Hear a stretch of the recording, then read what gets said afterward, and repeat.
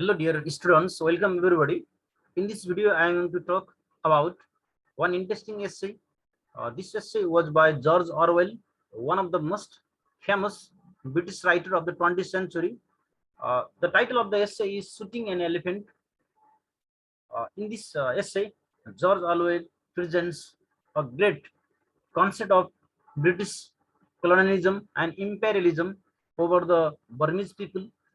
Here, being based on this, we are going to discuss. Uh, Especially, this video is useful for B.Ed fourth year students who are majoring in English. This is based on Literature for Language Development course. Here, under the unit of third, and it belongs to essay section. And now, the number of the essay is 3, Shooting an Elephant by George Orwell. Now, being based on it, we are going to discuss about the essay here. Now, let's start.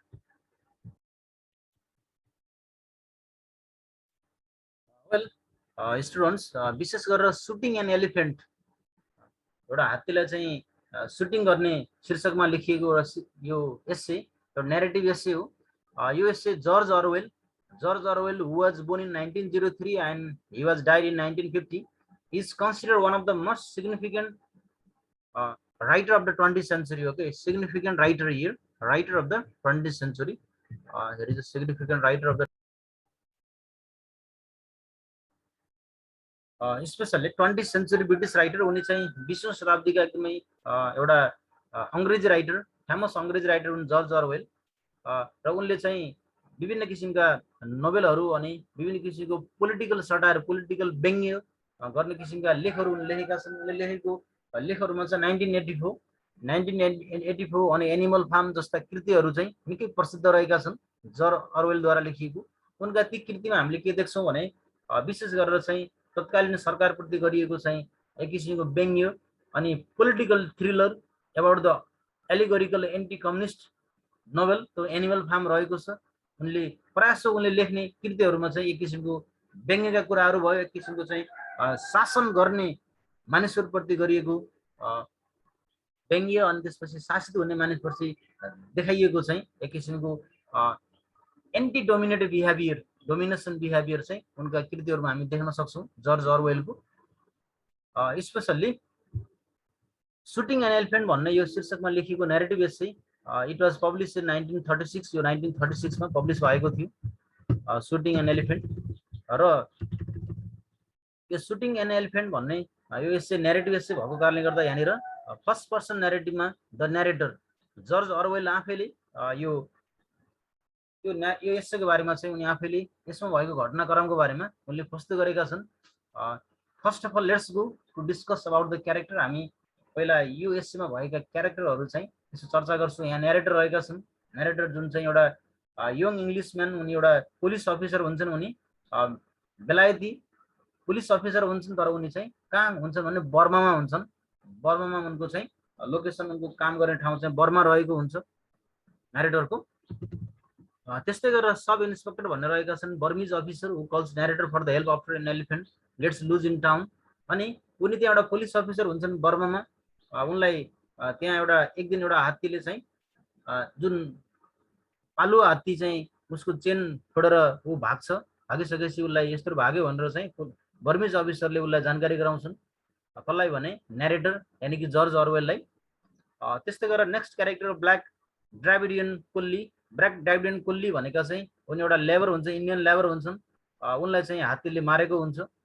अनि friend of the narrator, अनि न्यारेटरको साथी जुन चाहिँ न्यारेटरलाई एउटा gun चाहिँ उपलब्ध गराउँछन्, किनभने हात्तीले त्यहाँ अत्याचार गरेको छ भन्ने कुरा उनीहरूले सुन्नमा आउँछ। अनि उनले गन लिएर गएका हुन्छन्। अनि पुलिस अर्डरली भन्ने चाहिँ a person who fetches an elephant gun for the narrator, उनलाई चाहिँ गनमा गोली भरेर उनले दिएका हुन्छन्। अनि माउथ भनेको चाहिँ हात्ती चलाउने, जुन हात्तीलाई ड्राइभ गर्ने मान्छे, हात्तीलाई कन्ट्रोल गरेर लिएर हिँड्ने मान्छे माउथे रहेका छन्। त्यसपछि क्राउड्स अफ टाउन्स पिपल, अनि त्यो बर्मा भन्ने देशका मानिसहरू को भिडभाड त्यहाँ रहेको हुन्छन्। र यिनीहरू चाहिँ क्यारेक्टर रूपमा यो एस्सेमा, न्यारेटिभ एस्सेमा रहेका छन् है। सुटिङ एन एलिफेन्ट भन्ने शीर्षकमा लेखिएको यो एस्सेमा चाहिँ जति बेला न्यारेटर एउटा बर्मामा एउटा पुलिस अफिसरको रूपमा उनी खटिएका हुन्छन्। हुन त उनी चाहिँ एउटा ब्रिटिस कन्ट्रीका हुन्, ब्रिटिस एम्पायरद्वारा उनी त्यहाँ गएका हुन्छन् र उनी अलिकति सुरुमा बेरोजगार रहेका थिए, जसले गर्दा उनी चाहिँ एउटा काम गर्नुपर्ने उनको बाध्यता पर्यो। हुन त उनलाई चाहिँ पुलिस अफिसर भएर बर्मा जाने उनको त्यस्तो इन्ट्रेस्ट रहेको थिएन, त्यही पनि उनले आफ्नो बाध्यताले गर्दा उनी त्यहाँ गएका थिए। अनि बर्माका मानिसहरूले जति इङ्ग्लिस जुन पुलिस अफिसर रहेका थिए उनीहरूप्रति राम्रो राम्रो एकदमै हेर्ने दृष्टिकोण राम्रो रहेको थिएन। उनीहरूले चाहिँ त्यहाँ आएका ब्रिटिस सोल्जरहरूलाई चाहिँ, ब्रिटिस जुन पुलिस अफिसरलाई उनीहरूले चाहिँ मजाकको रूपमा हेर्थे। उनीहरूप्रति कुनै किसिमको श्रद्धाभाव रहेको थिएन है बर्मिज पिपलहरूले, किनभने बर्मामा चाहिँ त्यति बेला ब्रिटिसको चाहिँ इम्पेरियलिजम, उनीहरूको साम्राज्य एउटा ब्रिटिस राज चलेको थियो। उनीहरूले बर्मामाथि आधिपत्य जमाइसकेका थिए र बर्मालाई उनीहरूले चाहिँ आफ्नो आफ्नो पन्जामा, शक्तिशाली पन्जामा राखिरहेका थिए र त्यहाँ बर्मेली मानिसहरूको कुनै स्वतन्त्रता थिएन। सबै स्वतन्त्रताहरू चाहिँ र बेलायती एम्पायरले हरण गरेको थियो।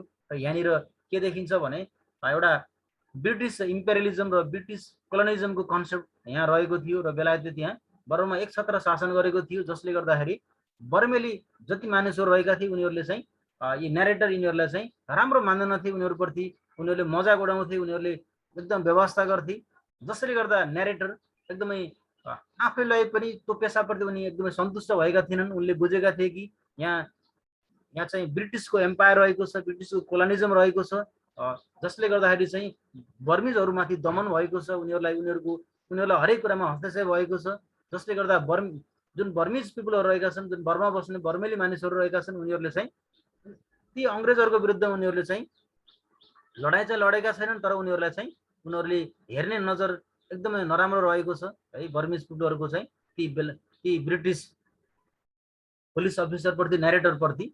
र यसरी चाहिँ न्यारेटर यस्तो मौका चाहन्थे कि सायद ती जुन बर्मेली मानिसहरूले चाहिँ ती अङ्ग्रेजी जुन न्यारेटरप्रति हेर्ने दृष्टिकोण परिवर्तन आओस् भन्ने एकदमै मौका पुरिरहेका थिए।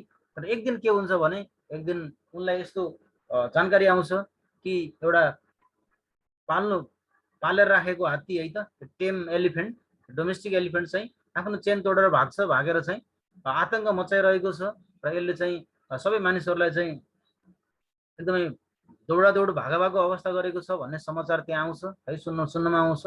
अनि त्यसपछि न्यारेटर आफै त्यो हात्तीलाई चाहिँ के गरेको रहेछ भनेर बुझ्नुलाई उनले गन लिएर त्यो हात्तीको अवस्था के रहेछ, हात्तीले कस्तो जनजनको क्षति गरेको रहेछ भन्ने बुझ्नुको लागि उनी जान्छन्। जब न्यारेटर चाहिँ त्यो हात्ती भएतिर जान्छन् अनि तब त्यहाँ गाउँका मानिसहरू सबै त्यहाँ जम्मा हुन सुरु गर्छन्। त्यहाँ साना बच्चादेखि सबै मानिसहरू चाहिँ अब न्यारेटरले चाहिँ उसले गोली हानेर हात्ती मार्छ भन्ने जस्तो उनीहरू लागेर चाहिँ उनीहरू सबैजना त्यहाँ जान्छन्। अनि न्यारेटरलाई जब उनी त्यहाँ पुग्छन् त्यहाँ सबै कुरा उनलाई थाहा थिएन। उनले हात्तीले कस्तो नोक्सान पुर्याइरहेको छ, हात्तीले के गरिरहेको छ भन्ने कुरा उनलाई सबै कुराहरू थाहा थिएन। तर न्यारेटर जब त्यहाँ पुगे, त्यहाँ पुग्दाखेरि हात्ती शान्त भएर त्यहाँ खाएर बसेको एउटा चाहिँ त्यहाँ चाहिँ उसले ग्रास खाएर बसिरहेको थियो। तर हात्तीले त्यहाँ कुनै ताण्डव गरेको थिएन। हात्ती कुनै त्यहाँ मानिसहरूलाई हात्तीले कुनै किसिमको आक्रान्त अवस्था सिर्जना गरेको थिएन। हात्ती शान्त थियो जति बेला न्यारेटर त्यहाँ पुगे। वास्तवमा न्यारेटर चाहिँ उनले हात्तीले कस्तो अवस्था सिर्जना गरेको छ, हात्तीले त्यहाँ मानिसहरूलाई कतिको चाहिँ समस्या पारेको छ भनेर बुझ्न उनी त्यहाँ पुगेका थिए। र उनलाई हात्ती मार्ने मनसाय उनलाई सुरुमा त्यस्तो रहेको थिएन। जब उनले त्यहाँ पुग्यो अनि देखे हात्ती शान्त थियो र उनले त्यति बेलासम्म उनले मार्ने मनसाय थिएन।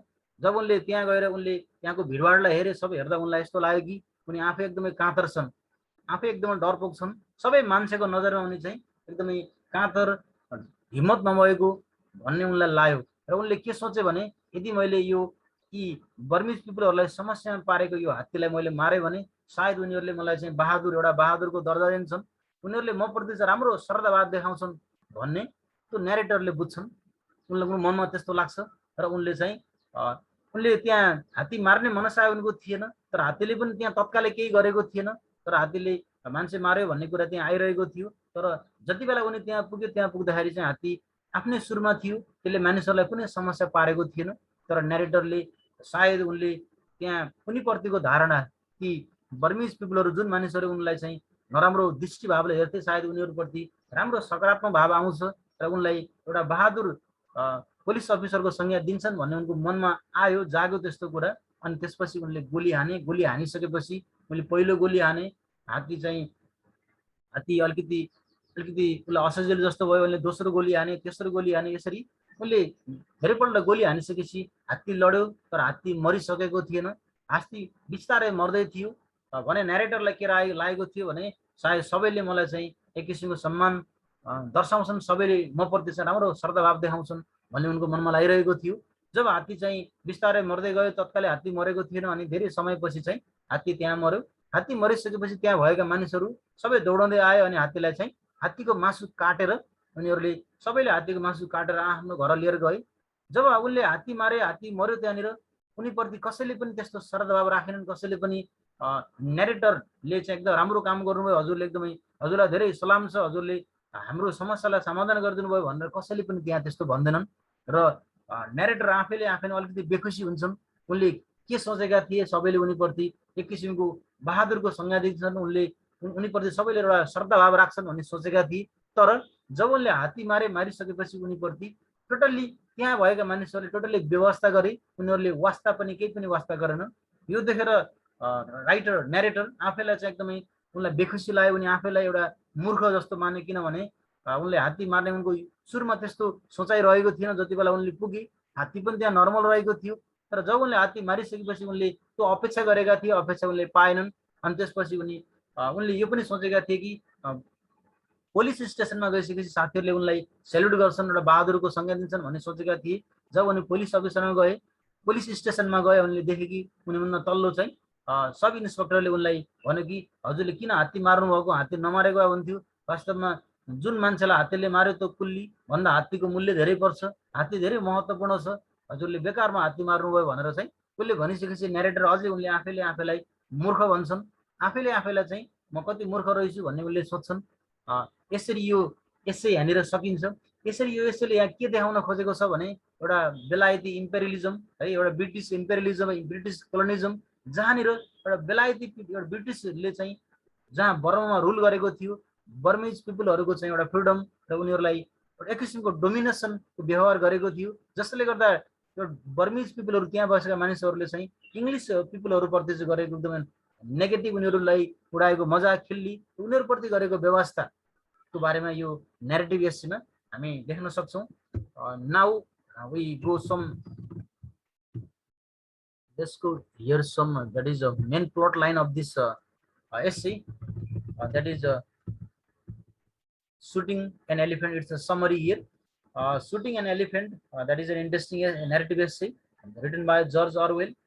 His pen name, especially George Orwell, is famous by his pen name, that is Eric Arthur Blair. Okay, his pen name is that. Especially he is famous for writing very political, thriller and satirical literary piece. Okay, especially 1982 and in Animal Farm, very famous works of George Orwell. Here in this essay, especially here in this essay, George Orwell, the writer, shows the laws of an imperial power of British over Burmese people. The evil of imperialism and loss of freedom in a colonized land is depicted in the essay. It is presented in the essay here. So that is, we can see here, George Orwell works as a sub-divisional police officer in the town of British colony of Burma. So he was appointed there. He is because he is a military occupier. He is hated by much of the village, especially most of the Burmese people. They hate the narrator. So he wanted to show them a good time there. Okay, but most of the Burmese people, they hate the narrator there.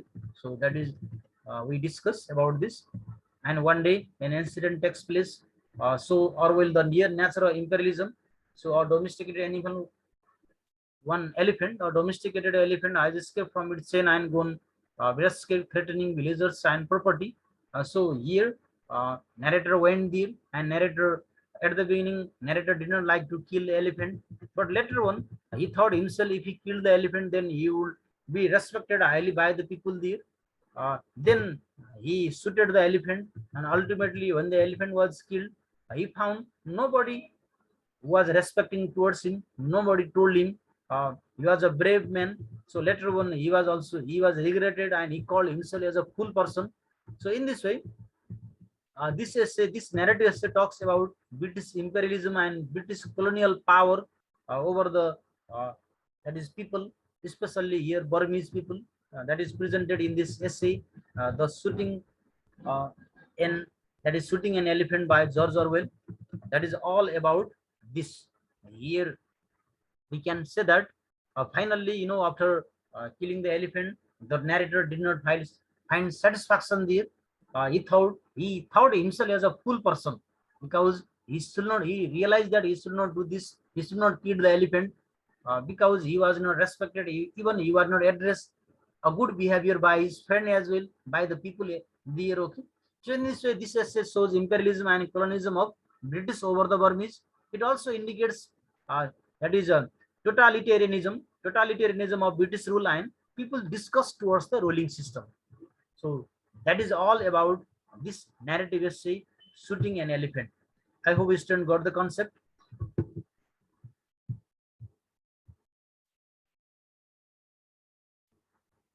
Well, students, we are at the end of this class. I hope you understood the lesson. If you have any confusion regarding this, you can put a comment there. Hope to meet you in our next class with another interesting essay history. Till then, take care. Goodbye.